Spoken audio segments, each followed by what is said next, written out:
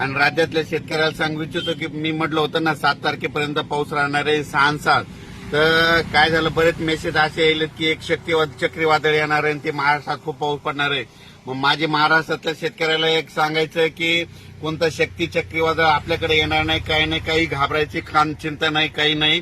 फक्त 6 ऑक्टोबर आणि 7 ऑक्टोबरच्या दरम्यान राज्यात फक्त भाग बदलक तुरळक ठिकाणी पाऊस पडणार आहे, सर्वदूर पडणार नाही, मुसळधार कुठं पडणार नाही, अतिवृष्टी होणार नाही, म्हणून हा अंदाज लक्षात येतात. पण काय झालं, टीव्हीला बातमीमध्ये बरेच मला शेतकऱ्याचे फोन आले, एखादं चक्रीवादळ येईल का. मी म्हटलं तुम्हाला कोण म्हटलं, तर ते म्हणले बातमी चालू आहे.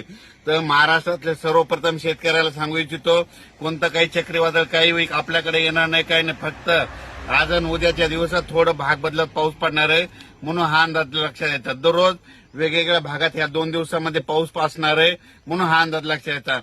पण राज्यातल्या शेतकऱ्याला सांगू इच्छितो की तुम्ही काय करा, 15 तारखेपर्यंत जशी सोयाबीन काढायची तशी काढून घ्या, झाकून ठेवा, ना मशीनमधून काढून घ्या. कारण की राज्यात आता 15 तारखेपर्यंत हवामान कोरडं राहणार आहे, म्हणून हा अंदाज लक्षात घ्यायचा.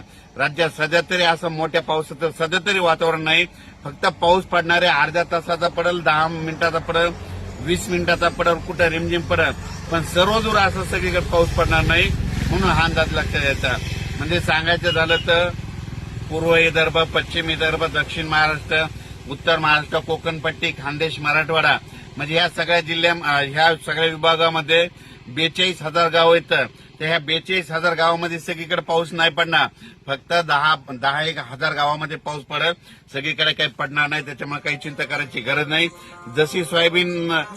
जसं तुम्हाला सोयाबीनला वेळ भेटेल तुम्ही काय करा, तसं सोयाबीन काढून घ्या आणि जसं दुपारपर्यंत काढा, वाटल्यास उचला, गोळे लावून घ्या.